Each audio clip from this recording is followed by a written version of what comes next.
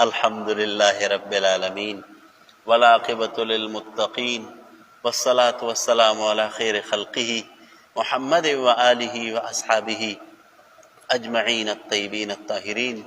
اللهم إنك عفو كريم تحب العفو فاعف عنا يا كريم. ربنا ظلمنا أنفسنا وإن لم تغفر لنا وترحمنا لنكونن من الخاسرين.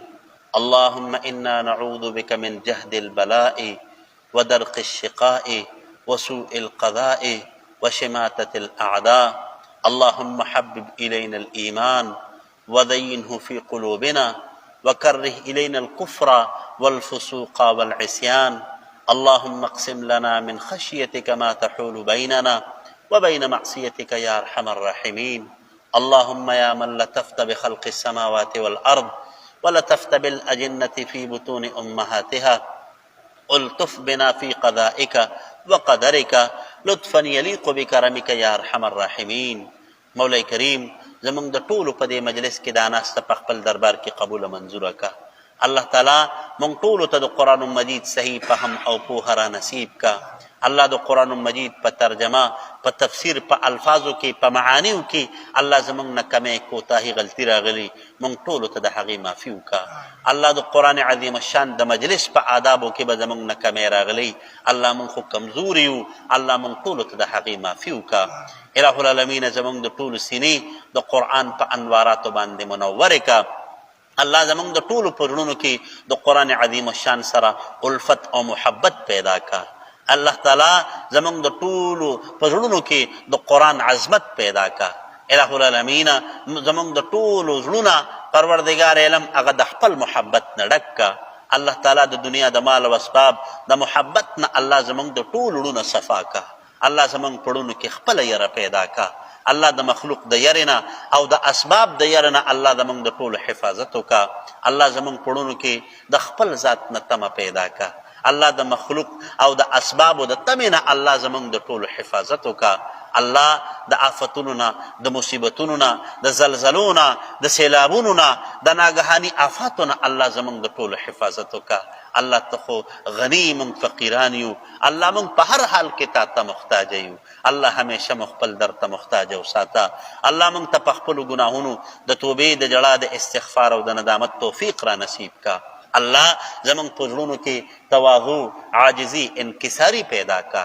الله د تکبر نه، د لویۍ نه، ریا، نوم، ناموس نه، د عجب، د خودپسندۍ نه، د چغلو نه، د بهتانونو الزامونو نه، د بد نظرو نه الله زمونږ د ټولو حفاظت وکړه. الله زمونږ د ټولو جولۍ د خیر نه ډکې که. د تاڼو، تحصیلونو، اسپتالونو، اکسیډنټونو نه مو بچ وساته. الله د ظالمانو د ظلم نه مو وساته. د شریرانو د شر نه مو وساته. الله د حاسدانو د حسد نه مو وساته. الله تعالی د جادوګرو د جادوانو نه مو وساته.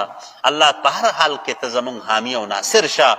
الله ته زمونږ حفاظت وکړه. الله تعالی د پاک محبوب پیغمبر د سنت طریقو سره مو مینه پیدا که. الله تعالی د پیغمبر علیه السلام د سنت طریقو مطابق را ته ژوند تېرولو توفیق را نصیب که. الله څومره بیماران دي تمامو ته صحت ورکه. الله څومره بې کوره دي تمامو ته بهترین فراحه کورونه ورکه. الله څومره بې اولاده دي تمامو ته اولاد ورکه. څومره بې رشتې دي رشتې ورته نصیب که. الله څومره بې روزګاره دي تمامو ته بهترین روزګارونه نصیب که. د امت مسلمه څومره مردگان دي د تمامو کامل مغفرت او بخنه نصیب که. زمونږ په دې مجمع کې دا څومره ملګري دلته ناست دي یا بهر اوریدونکي څومره دي الله د دنیا او د آخرت په عزتونو باندې سرفرازه که.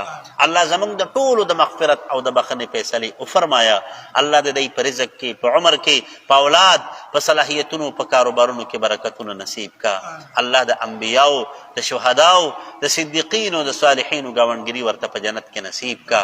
الله زمونږ د ټولو جولۍ د خیر نه ډکې که. الله مونږ ته چې چا هم د دعا دپاره ویلي دي، ای زمونږ دې ملګرو ته د دعا دپاره ویلي دي، د دغه کې خلقو خو په مونږ ډېر ښه ګمان دی. الله مونږ د هغوی د ګمانونو مطابق جوړ که. الله بیا د هغوی په حق کې زمونږ د ټولو دعاګانې قبولې که. الله زمونږ د ټولو اخره خاتمه په ایمان کا. په وخت د ځان کدن کې زمونږ د ټولو په ژبه باندې دا کلمه جاری کې چې لا اله الا الله لا اله ইল্লাল্লাহু লা ইলাহা ইল্লাল্লাহু মুহাম্মাদুর রাসূলুল্লাহ সাল্লাল্লাহু আলাইহি ওয়াসাল্লাম।